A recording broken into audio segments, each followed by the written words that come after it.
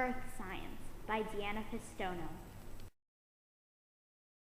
Our Earth has layers. This might seem a little strange to most people, thinking of our Earth as a layered object. This is why I will explain the layers of our Earth and how that information led to three ideas commonly known to science. The thinnest and utmost layer, we live on the crust, and it is as far as we can gather information directly, although earthquakes sometimes bring up material from inner layers.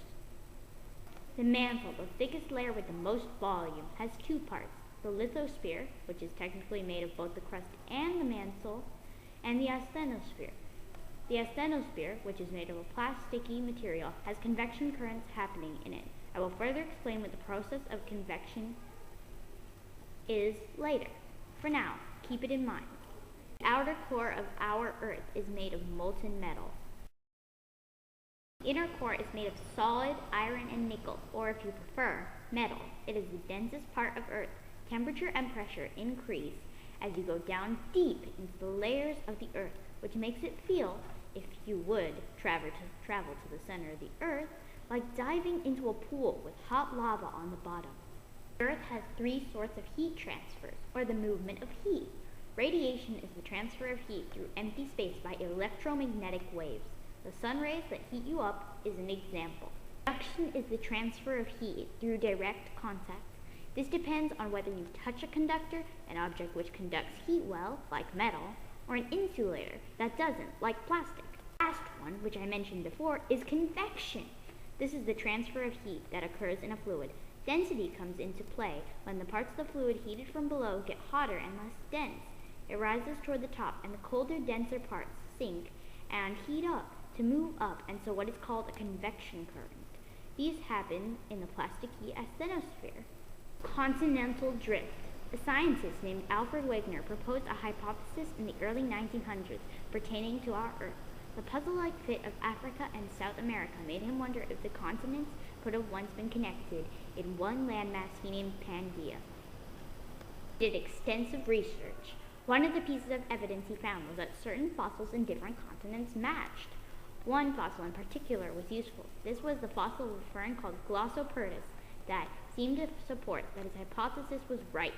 Fern fossils were widespread through several places on Earth, but the fern had a heavy seed that couldn't have floated across oceans or been carried by winds.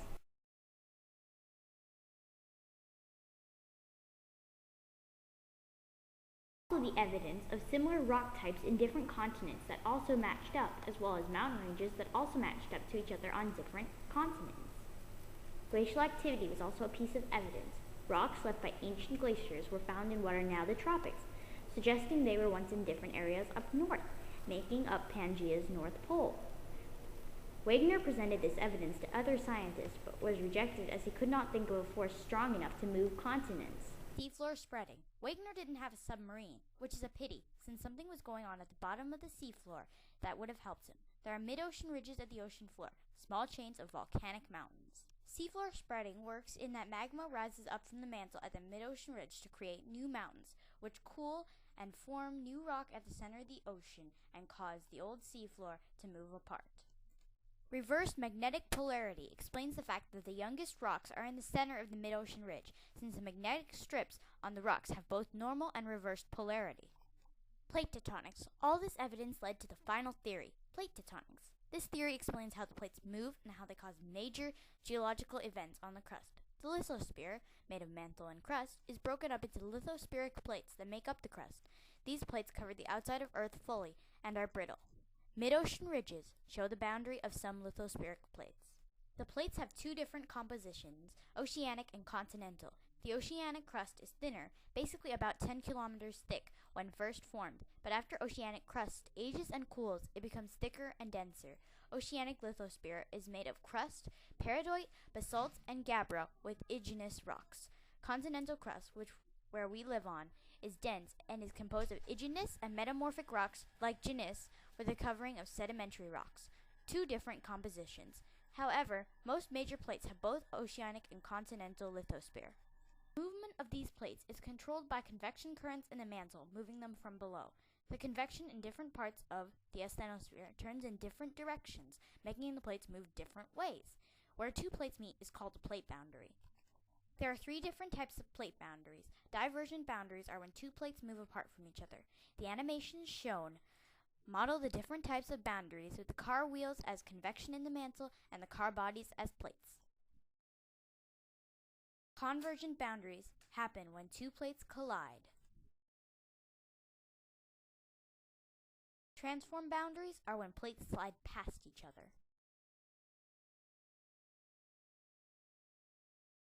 Different plate boundaries cause the creation of different landforms and geologic features. Transform boundaries are the hot boundary for earthquakes, since the pressure when they grind past causes the earthquake. This picture shows the charted boundaries of the plates. Convergent boundaries form mountain ranges by causing 2 plates to slide upward, creating a mountain. The Himalayas were created like so. Convergent boundaries may also cause subduction, a process where 2 plates meet and a denser plate sinks toward the mantle, as well as create volcanoes 3 different ways, which I will explain later. Divergent boundaries may form rift valleys, where there is a sort of trench in the land.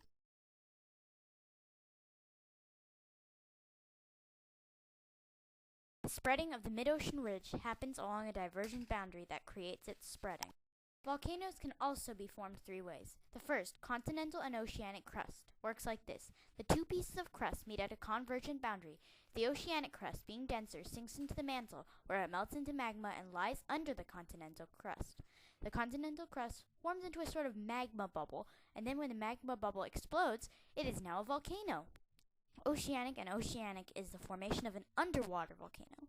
It goes in that the denser plate will sink and melt into magma, as well as create a trench, and the magma bubble will burst as well. For continental and continental, it is a little different. Different parts of the asthenosphere have different amounts of heat. One hot plate meets a colder plate and one will melt. The same magma bubble process reoccurs. All this is still only what we believe. Scientists are considering new ideas about how the plates move and what controls it. There is still more to study and learn about Earth science. I hope that one day we can know all the facts of this theory-based science. Thank you for listening.